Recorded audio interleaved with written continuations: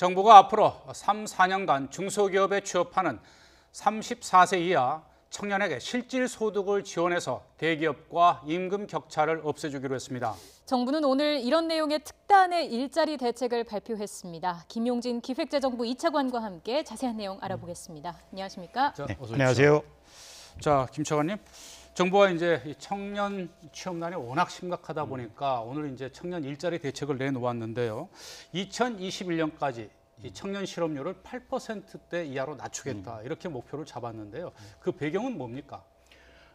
현재 청년 실업 문제가 굉장히 심각합니다. 네. 작년 같은 경우에 사상 최고의 청년 실업률을 기록하고 있고요. 네. 청년들 10명 중에 1명이 실업 상태고, 그리고 실질적으로 일하고 싶은데 제대로 일하지 못하는 그런 청년들까지 감안하면 거의 4명에 1명꼴로 지금 일자리를 못 잡고 있는 그런 상황입니다. 네. 근데 여기에다가 앞으로 한 3, 4년간은 이 에코 세대가 이제 본격적으로 고용 시장에 진입하게 됩니다. 네. 거기에 따라서 각종 취업 경쟁도 더 심화되고, 그래서 청년 실업 문제가 저희들이 이대로 방치할 경우에는 재난적 수준이 되지 않을까 이렇게 우려하고 있습니다. 네. 여기에 따라서 저희가 특단의 대책을 마련하면서 이 기간 중에 최소한 청년 실업률을 한 7 내지 8%대로 낮추는 것이 저희들의 목표입니다. 네. 참고로 7 내지 8%면은 2007년 글로벌 금융 위기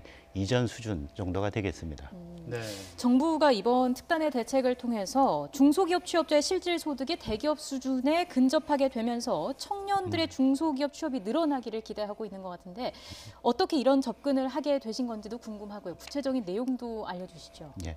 지금 우리 청년 실업 문제는 여러 가지 원인이 있겠지만은 그중에 가장 큰 문제 중에 하나는 청년들의 눈높이하고 그리고 일자리가 서로 맞지 않는 미스매치 현상이 굉장히 심각합니다. 네. 일자리가 아무리 많아도 청년들이 가고 싶어하는 그런 일자리가 부족한 게 현실입니다. 네. 많이 알려진 바와 같이 우리나라 중소기업들 같은 경우에 한편에서는 한 20만 명 정도의 빈 일자리가 있는 상황입니다.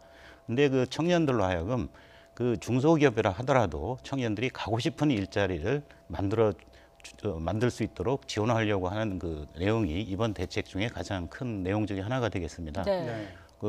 중소기업 같은 경우에 청년들의 초임이 보면 한 2,500만 원 정도 합니다.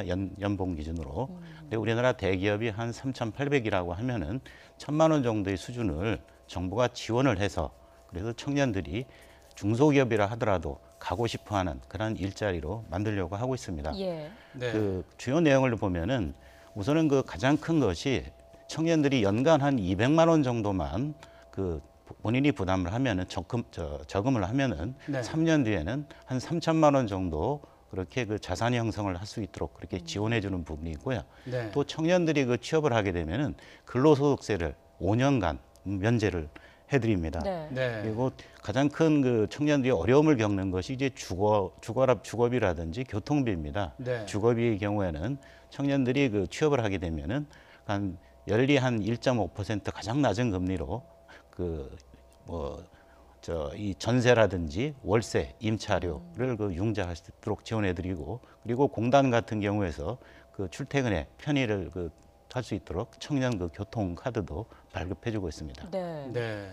이런 걸 다 합쳐보면은 최대 연간 한 1,935만 원 정도가 지원되는 셈이네요. 예, 그렇습니다. 청년에게 지원되는 부분이 한 1,035만 원 정도가 되고요. 네. 그다음에 청년을 고용하는 기업주에게는 연간 한 900만 원 정도 네. 해서 한 거의 2천여만 원에 가까운 그러한 지원이 있게 됩니다. 네. 여기에 각종 세제 지원이라든지 이건 또 별도로 추가됩니다. 예. 자, 그리고 이제 특단의 대책 가운데 보니까 기존에는 30살 이상만 이제 근로장려금을 신청할 수 있도록 했는데 그 규정을 이제 없애고 30살 미만이라 하더라도 저소득 1인 가구가 근로장려금을 받을 수 있도록 했어요. 네네. 구체적으로 어떤 내용입니까? 아무래도 근로장려 세제에 대한 이해가 먼저 돼야 될 것 같습니다. 네. 현재는 이 청년들이 30살이 안 되면은 30살 미만의 청년들은 이 부모하고 같이 생활하는 것으로 보아서 별도의 근로장려 세제 이 지원을 하지 않고 있습니다. 네. 앞으로는 독립적으로 그 생활을 하는 청년이라고 하면은 네. 29세 이하라고 하더라도 그 근로장려금을 받을 수 있도록 그렇게 하는 내용이 되겠습니다. 네. 네. 자, 그리고 특단 대책 내용을 하나 더 살펴보면 올해 공공기관 채용을 5천 명 이상 확대하겠다. 이 부분도 좀 짚어보고 싶습니다. 자세한 설명을 부탁드립니다. 그동안 그 공공기관에 대해서는 정부가 그 공공기관의 그 인력, 정원을 엄격히 그 통제해 왔습니다. 네. 그러다가 보니까 공공기관들이 정작 그 필요한 인력을, 필요한 서비스를 공급하려고 하려고 하더라도 정부의 통제 때문에 못 해왔던 부분이 있습니다. 네. 그래서 앞으로는 뭐 가령 한전이라든지 인천공항공사라든지 그 자체적으로 재정력이 좀 튼튼하고 그리고 그 정부의 인건비 지원이 없이도 자체적으로 인건비가 조달이 가능한 그런 기관들에 대해서는 한시적으로 그 정원을 자율적으로 운영토록 하고 있습니다. 네. 그래서 뭐 모든 기관들이 다 그 해당되는 것은 아니고요. 네. 다만 경영실적 평가에서 일정 수준 이상을 받고 있는 좀 우수한 기업들은 이런 자율적으로 할 수 있도록 해주고 네. 그리고 또 한편으로는 그 현재 그 직원들이 명예퇴직 수당을 그 받고 이제 퇴직을 하는데 그 지급 수준이 좀 낮다고 하는 그런 얘기가 있습니다. 그래서 한시적으로 이 명예퇴직금 위에도 퇴직 위로금을 추가적으로 그 지급할 수 있도록 해서 네. 공공기관에는 그 인사 순환 그리고 청년들에게는 또 취업 기회를 보다 넓힐 수 있도록 그렇게 그 조치하고 있습니다. 네. 내용을 보니까 또 이 청년을 이제 새로 고용할 경우에 대기업까지 세금 감면 기간을 2년까지 또 연장해 주겠다. 이런 내용이 포함되어 있는데 굳이 또 이 대기업까지 이렇게 세금 기간 그 감면 기간을 연장해 줄 필요가 있느냐. 이런 목소리가 또 나오고 있던데요. 예, 지금 저희가 앞서 말씀드린 부분은 주로 이제 중소기업과 관련되는 부분입니다. 그런데 그 청년들이 정작 가고 싶어 하는 곳은 이제 대기업 쪽입니다. 네. 그리고 이 대기업에서도 일자리 창출 여력이 또 상당히 있는 것으로 저희는 판단을 하고 있습니다. 네. 그리고 이번에 이 국회에서 얼마 전에 그 법안이 통과되었지만은 근로시간 단축 때문에 이제 대기업들도 새로운 또 경영 여건을 맞고 있습니다. 근로시간이 단축되면은 대응하는 방법이 자동화라든지 기계화라든지 이런 것에서 인력을 늘리지 않는 방향으로 갈 수 있지만은 네. 네. 일자리 나누기로 또 접근을 할 수 있습니다. 그래서 대기업들이 일자리 나누기 또는 일자리 창출할 경우에는 거기에도 그 세제 지원을 해서 우리 젊은이들이 가고 싶어하는 일자리를 보다 또 만들고자 하는 게 그러한 그 주요 취지입니다. 네. 네. 자, 그리고 청년 창업을 활성화하겠다는 내용도 있었는데 사실 이 부분은 예전부터 계속해서 제기가 되었던 문제입니다. 이전과 좀 다른 점이 있을까요? 예, 잘 알다시피 그 일자리 창출은 주로 90%가 신생 그리고 그 창업 기업에서 발생한다고 합니다. 그만큼 중요하고요. 이번 그 대책의 핵심은 창업 붐이 좀 일어나도록 하고 이런 창업을 누구나 쉽게 할 수 있도록 그런 여건을 만들어주자는 것이 그 이번 대책의 주요 내용 중에 하나입니다. 네. 네.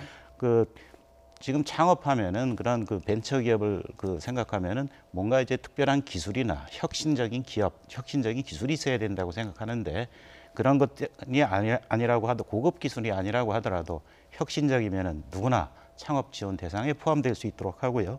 또 그다음에 청년들이 이런 창업을 할 때 굉장히 실패 부담이 많습니다. 네. 이러한 실패에 대한 부담을 정부가 함께 공유해서 청년들이 쉽게 도전하고 그리고 창업할 수 있도록 하는 그런 내용이 있습니다.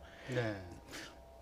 자, 이런 이 청년 일자리 대책의 주요 사업이 즉시 집행이 되려면 이제 예산이 뒷받침이 되어야 하는데 예, 그렇습니다. 추가 경정 예산 신청이라든지 그 규모라든지 어떻게 됩니까? 아직 최종적인 추가 경정 예산의 규모는 확정되지 않은 상태입니다. 다만 정부는 현재 작년도에 거둔 세금 중 쓰고 남은 그러한 세계 잉여금하고 그리고 각종 기금의 여유 자금을 활용해서 추경을 지금 추진하고 있습니다. 네. 앞으로도 부처 협의를 통해서 구체화될 것으로 예정되지만은 계략적으로는 한 4조 원 내외가 되지 않을까 그렇게 예상을 저희도 하고 있습니다. 네. 구체적인 내용은 보다 저희가 또 확장해 나가도록 하겠습니다. 예. 이번 일자리 대책이 추경 편성 요건에 맞는지 이 부분에 대해서도 궁금하거든요. 초기에 말씀드렸지만은 지금 현재 청년 실업 문제는 그야말로 초유의 어떻게 보면 위기 상황 또 어떻게 보면 재난 상황이라고까지 합니다. 네. 지금도 사상 최고의 실업률을 보이고 있고 만일 이대로 방치한다라면은 한 3, 4년 뒤에는 그 현재는 뭐 9.8%이지만은 이게 12%, 13%까지 갈 수 있고 네. 또 이런 청년 실업 문제가 결국 그 청년들이 제때 일하지 못하면은 그런 일할 기회가 없는 것으로 인해서 나중에 이제 그러한 그 경험이 나중에 그 어떻게 보면 그 트라우마로 남고 이 청년들의 앞으로의 그 문제가 더 심각해진다고 보고 있습니다. 네. 저희는 이러한 상황이 충분히 그 추경을 할 수밖에 없는 불가피한 사유라고 생각을 하고 있습니다. 네. 네. 이런 청년 일자리 대책이 이제 제대로 실효를 거두기 위해서는 이제 정치권의 협조도 필요해 보이는데요. 예, 그렇습니다. 무엇보다 가장 중요한 것은 좋은 일자리를 만들어내는 것은 기업 아니겠습니까? 예, 그렇습니다. 그런데 이렇게 이제 청년 취업난이 심각해진 것은 우리나라 노동시장 구조가 뭔가 잘못돼 있기 때문이라는 지적이 참 많습니다. 예, 그렇습니다. 앞으로 이 문제 어떻게 하면 좀 개선이 될 수 있겠습니까? 이 청년 실업 문제를 포함해서 우리나라의 그 실업 문제는 굉장히 구조적인 그런 문제들이 자리잡고 있습니다. 그 중에서 특히 노동시장의 경직성 문제도 많이 지적을 되고 있습니다. 이러한 문제는 그렇지만 어느 일방 당사자가 아니라 노, 사, 정, 이 아주 그 깊은 신뢰를 바탕으로 추진될 필요가 있다고 생각합니다.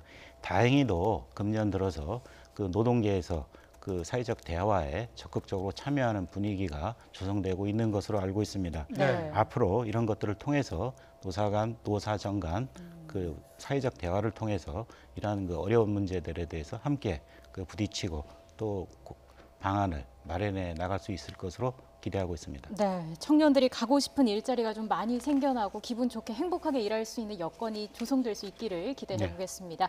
지금까지 김용진 기재부 이차관과 함께 이야기 나눠봤습니다. 오늘 말씀 잘 들었습니다. 예, 고맙습니다.